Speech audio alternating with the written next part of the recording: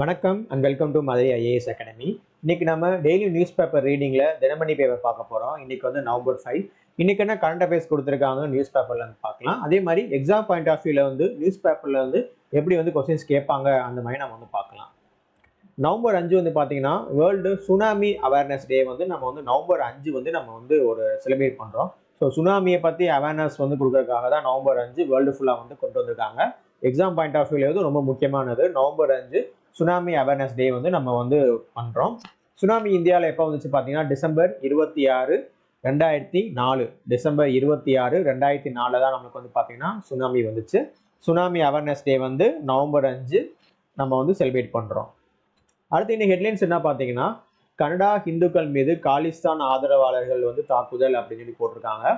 ஒரு international relation, so வேர்ல்டுல ஒரு முக்கியமான பிரச்சனை வந்து இந்தியாவுக்கும் கனடா நாட்டுக்கும் வந்து ஒரு பிரச்சனை வந்து போயிட்டு இருக்கு. கனடாவோட கேபிட்டல் வந்து ஒட்டாவா அப்படின்னு சொல்லி சொல்லுவாங்க. ஸோ ஒட்டாவால ஹிந்து கோயிலுக்குள்ள காலிஸ்தான் ஆதரவாளர்கள் வந்து போய் அங்குள்ள பக்தர்கள் மீது தாக்கியிருக்காங்க அப்படின்னு சொல்லி போட்டிருக்காங்க. கனடாவோட பிரைம் மினிஸ்டர் பிரதமர் யாரு பார்த்தீங்கன்னா அவங்க பேர் வந்து ஜஸ்டின் ட்ரூடோ. இந்த ஜஸ்டின் ட்ரூடோ அவர்கள் வந்து பார்த்தீங்கன்னா அவங்க வந்து சீக் ஆதரவாளராக வந்து இருக்காங்க அப்படின்னு இந்தியா வந்து குற்றம் சாட்டுறாங்க. அங்க சீக் ஆதரவாளர்கள் வந்து காலிஸ்தான் அப்படி ஒரு அமைப்பு வந்து வேணும் அப்படின்னு சொல்லிட்டு அதுக்காண்டி போராட்டம் வந்து பண்ணிட்டு இருக்காங்க. அதே மாதிரி ஜஸ்டின் ட்ரூடோ இருக்காங்களா, அவரோட கேபினெட்ல வந்து பாத்தீங்கன்னா சீக் ரெப்ரசன்டேஷன் வந்து அதிகமா இருக்கு. அதனால இவங்க வந்து காலிஸ்தான் மீது இவங்க வந்து ரொம்ப ஆதரவா வந்து தெரிவிச்சிட்டு இருக்காங்க. அது மாதிரி இந்தியா வந்து இந்த தாக்குதல் நடந்ததுக்கு பெரிய கண்டனம் வந்து தெரிவிச்சிருக்காங்க. அதே மாதிரி கனடாவோட பிரைம் மினிஸ்டர் ஜஸ்டின் ட்ரூடோ அவரும் வந்து கண்டனம் வந்து தெரிவிச்சிருக்காங்க. ஸோ கனடால இந்துக்கள் மீது காலிஸ்தான் ஆதரவாளர்கள் தாக்குதல், கனடாவோட பிரைம் மினிஸ்டர் வந்து ஜஸ்டின் ட்ரூடோ. அதான் முக்கியமான இன்ஃபர்மேஷன். கனடாவோட பிரைம் மினிஸ்டர் வந்து ஜஸ்டின் ட்ரூடோ. அடுத்து உள்நாட்டிலேயே தயாரிக்கப்பட்ட ஏவுகணை பாகிஸ்தான் சோதனை அப்படின்னு சொல்லி போட்டிருக்காங்க. ஸோ பாகிஸ்தான் வந்து சோதனை வந்து சக்சஸ்ஃபுல்லாக முடிச்சிட்டாங்க. போர்க்கப்பலில் இருந்து 350 கிலோமீட்டர் தொலைவு வரை சென்று தாக்கும் வகையில் உள்நாட்டிலேயே தயாரிக்கப்பட்ட ஏவுகணையை பாகிஸ்தான் கடற்படை வந்து வெற்றிகரமாக சோதித்துள்ளது. ஸோ பாகிஸ்தான் சக்சஸ்ஃபுல்லாக வந்து பண்ணி முடிச்சிட்டாங்க. ஏவுகணை சோதனைக்கு வந்து பாராட்டு வந்து தெரிவிச்சிருக்காங்க. யாருன்னா அதிபர் ஆசிப் அலி ஜர்தாரி, பிரசிடென்ட் ஆசிப் அலி ஜர்தாரி, பிரதமர் சபாஸ் ஷெரீப் வந்து வாழ்த்து வந்து தெரிவிச்சிருக்காங்க. பாகிஸ்தானோட பிரசிடென்ட் வந்து ஆசிப் அலி ஜர்தாரி, பிரைம் மினிஸ்டர் வந்து சபாஸ் ஷெரீப். அடுத்து கமலா ஹாரிஸ் வெற்றிக்கு கோயில் இமேஜஸ் அந்த மாதிரி போட்டிருக்காங்க.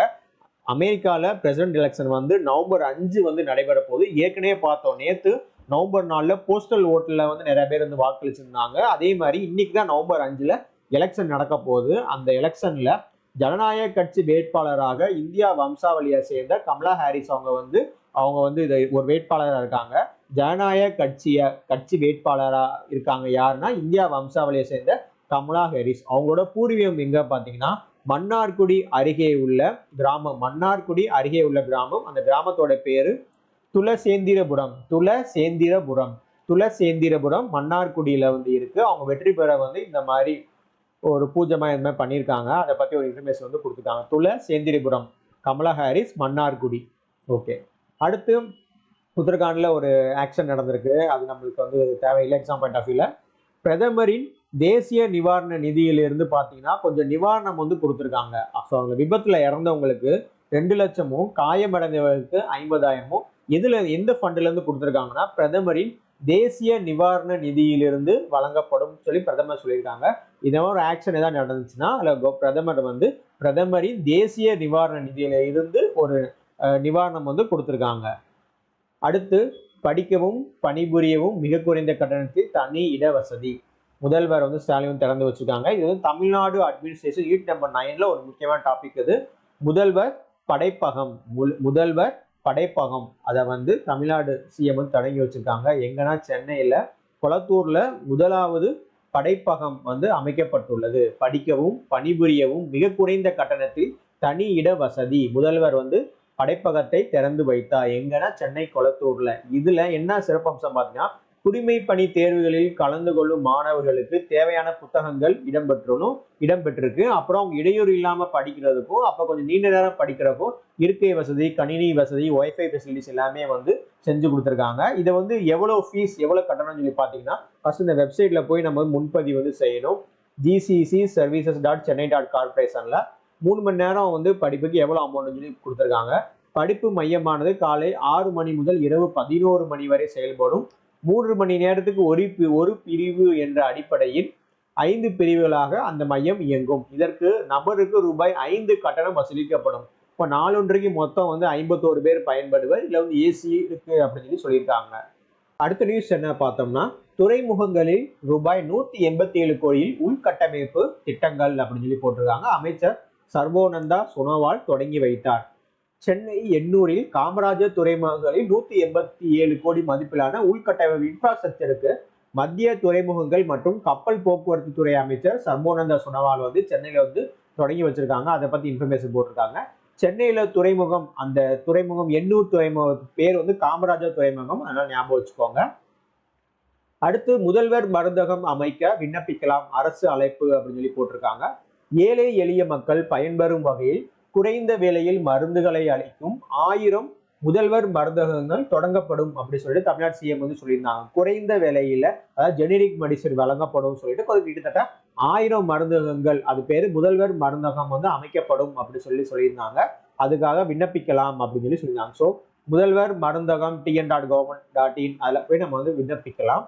இந்த திட்டம் மூலம் முதல்வர் மருந்தகங்கள் உருவாக்கப்பட்டு வரும் ஜனவரி மாதம் முதல் பயன்பாட்டுக்கு கொண்டு வரப்படும் அப்படின்னு சொல்லியிருக்காங்க. இந்த திட்டங்கள் மூலமா இந்த மாதிரி அப்ளை பண்ணி ஜனவரி 2025 இருந்து பயன்பாட்டுக்கு வரும் அப்படின்னு சொல்லியிருக்காங்க முதல்வர் மருந்தகம். இது தமிழ்நாடு அட்மினிஸ்ட்ரேஷன் யூனிட் நம்பர் 9ல வந்து ரொம்ப முக்கியமான டாபிக் இது. அடுத்து தமிழகத்தில் தொழில் தொடங்க மலேசிய தமிழர்களுக்கு அப்பாவு அழைப்பு அப்படின்னு போட்டிருக்காங்க. தமிழகத்துக்கு தொழில் தொடங்க வர வேண்டும் என மலேசிய தமிழர்களுக்கு பேரவைத் தலைவர் அப்பாவு அவர்கள் வந்து அழைப்பு விடுத்துள்ளார். ஆஸ்திரேலியாவில் நடைபெற உள்ள காமன்வெல்த் நாடாளுமன்ற மாநாட்டில் பங்கேற்பதற்கு முன்பாக அப்பாவு மலேசியா சென்றிருக்காங்க. அங்கதான் பேசிருக்காங்க. ஸோ அவங்க வந்து யாரு, அப்பாவு அவர்கள் வந்து யாரு, பேரவைத் தலைவர். அவர் வந்து ஆஸ்திரேலியால காமன்வெல்த் நாடாளுமன்ற மாநாடு நடக்க போது அங்க போய் பார்ட்டிசிபேட் பண்றாங்க. அதுக்கு முன்னாடி மலேசியால போய் பேசியிருக்காங்க. அங்கதான் தமிழகத்தில் தொழில் தொடங்க மலேசியா தமிழர்கள் வந்து வர வேணும் அப்படின்னு சொல்லிட்டு அப்பாவு வந்து அழைப்பு வந்து விடுத்திருக்காங்க. அடுத்து டெப்சாங் இந்திய ராணுவம் வெற்றிகரமாக ரோந்து அப்படின்னு போட்டிருக்காங்க. கிழக்கு லடாக்கில் இந்திய சைனா எல்லையில் உள்ள டெப்சாங் முக்கியத்துவம் வாய்ந்த ஒரு இடத்தில் இந்திய ராணுவம் திங்கட்கிழமை வந்து வெற்றிகரமாக வந்து ரோந்து பணியை வந்து மேற்கொண்டிருக்காங்க. கிழக்கு லடாக், ஈஸ்டர்ன் லடாக்ல இந்தியா சைனா பார்டர் இருக்கு. அந்த இந்தியா சைனா பார்டர்ல தான் முன்னாடி வந்து பாத்தீங்கன்னா ஒரு 2020 ஆண்டுல ஜூன் மந்த்ல கிழக்கு லடாக்ல வந்து கல்வான் பள்ளத்தாக்குல வந்து எல்லை தாண்டி வந்த சீன ராணுவத்துக்கும் இந்திய ராணுவத்திற்கும் கடும் மோதல் வந்து ஏற்பட்டுச்சு. ஸோ அந்த கிட்டத்தட்ட ஒரு 4 ஆண்டுகளுக்கு பிறகு கிழக்கு லடாக்ல இந்திய சீன எல்லையில டெப்சாங் அந்த இடத்துல வந்து பாத்தீங்கன்னா இந்திய ராணுவம் வந்து வெற்றிகரமாக வந்து ரோந்து வந்து மேற்கொண்டிருக்காங்க. கிழக்கு லடாக்கில் உள்ள எல்லை கட்டுப்பாடு கோடு LOC அப்படி சொல்லுவாங்க. LAC line of actual control அப்படின்னு சொல்லுவாங்க. அந்த பகுதிகளில் ரோந்து பணிகளை மேற்கொள்வது மற்றும் அங்கிருந்து இரு நாட்டு வீரர்களை திரும்ப பெறுவது குறித்து இந்திய சீன இடையே தொடர்ந்து பேச்சுவார்த்தை நடைபெற்றது. இதில் உடன்பாட்டு எட்டப்பட்டு இரு நாடுகளுக்கும் இடையே முக்கிய ஒப்பந்தம் கையொப்பமானது. ஸோ 2 பேரும் சைன் பண்ணிட்டு அந்த பிரச்சனை இல்லாம சுமூகமா முடிச்சு வச்சிருக்காங்க. அடுத்து எனது வீட்டுக்கு பிரதமர் வந்தது தவறில்லை அப்படின்னு சொல்லிட்டு உச்சநீதிமன்ற தலைமை நீதிபதி அவர்கள் சொல்லியிருக்காங்க. ஸோ இந்த ஆர்டிக்கிள் என்ன தெரிஞ்சுக்கணும்னா, உச்சநீதிமன்றத்தின் 50வது தலைமை நீதிபதியான DY சந்திரசூட் நவம்பர் 10ஆம் தேதி ஓய்வு பெற உள்ளார். அதுதான் தெரிஞ்சுக்கணும். உச்ச நீதிமன்றத்தோட 50வது தலைமை நீதிபதி யாரு, DY சந்திரசூட் இருக்காங்க. அவங்க வந்து நவம்பர் 10ஆம் தேதியோட ஓய்வு பெறாங்க.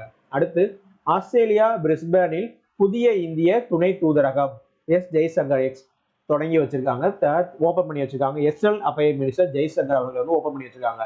ஆஸ்திரேலியாவின் குயின்ஸ்லாந்து மாகாணத்தின் தலைநகர் பிரிஸ்பேனில் புதிய இந்திய துணை தூதரகத்தை வந்து வெளியுறவுத்துறை அமைச்சர் எக்ஸ்டர்னல் அஃபேர்ஸ் மினிஸ்டர் அவங்க வந்து ஓபன் பண்ணி வச்சிருக்காங்க. இது ஆஸ்திரேலியாவில் திறக்கப்பட்டுள்ள 4வது இந்திய துணை தூதரகம் ஆகும். ஆஸ்திரேலியால இது வந்து ஃபோர்த் வந்து பிரிஸ்பேன்ல வந்து ஓபன் பண்ணி வச்சிருக்காங்க. அப்புறம் ஏற்கனவே இருக்கிறது வந்து சிட்னி, மெல்பர்ன், பெர்த், அதை தொடர்ந்து இப்ப வந்து பிரிஸ்பேன்ல வந்து பாத்தீங்கன்னா இந்தியாவோட துணை தூதரகம் வந்து எக்ஸ்டர்னல் அஃபேர்ஸ் மினிஸ்டர் ஜெய்சங்கர் அவர்கள் வந்து ஓபன் பண்ணி வச்சிருக்காங்க. அடுத்து ஜம்மு காஷ்மீர் பேரவைத் தலைவராக அப்துல் ரஹீம் தேர்வு. எப்படி தமிழ்நாடோட பேரவைத் தலைவர் அப்பாவு இருக்காங்களோ அதே மாதிரி ஜம்மு காஷ்மீரோட பேரவைத் தலைவராக அப்துல் ரஹீம் வந்து தேர்வு அப்படின்னு சொல்லி போட்டிருக்காங்க. ஜம்மு காஷ்மீர் யூனியன் பிரதேச சட்டப்பேரவையின் 1வது தலைவராக ஆளும் தேசிய மாநாட்டு கட்சியின் மூத்த தலைவரும் 7 முறை எம்எல்ஏவான அப்துல் ரஹீம் ராதர் அவங்க வந்து பாத்தீங்கன்னா தேர்வு செய்யப்பட்டார் அப்படின்னு சொல்லி கொடுத்துருக்காங்க. அப்துல் ரஹீம் தேர்வு. ஜம்மு காஷ்மீரின் சிறப்பு அந்தஸ்து மத்திய அரசால் கடந்த 2019ஆம் ஆண்டு ரத்து செய்யப்பட்ட பிறகு அந்த பிராந்தியம் ஜம்மு காஷ்மீர், லடாக் ஆகிய 2 யூனியன் பிரதேசங்களாக பிரிக்கப்பட்டது அப்படின்னு சொல்லி போட்டிருக்காங்க. Article 370 special status Jammu and Kashmir வந்து ஸ்கிராப் பண்ணாங்க 2019. அதுக்கப்புறம் நடந்த முதல் எலெக்ஷன்ல வந்து பாத்தீங்கன்னா தேசிய மாநாட்டு கட்சி அந்த கட்சி ஜெயிச்சிருக்காங்க. ஸோ அதுல இருந்து பேரவைத் தலைவராக அப்துல் ரஹீம் ராதர் அவங்க வந்து அப்பாயின்மெண்ட் பண்ணியிருக்காங்க. இதான் முக்கியமான current affairs and news paper analysis. Madurai IAS அகாடமியில் UPSC, TNPSC, group 1, group 2, group 4 வந்து கிளாஸ் வந்து ஸ்டார்ட் ஆயிடுச்சு. அட்மிஷன் வந்து போயிட்டு இருக்கு. கண்டிப்பாக நீங்கள் வந்து ஜாயின் பண்ணுங்க, உங்களால் கிளியர் பண்ண முடியும். நன்றி, வணக்கம்.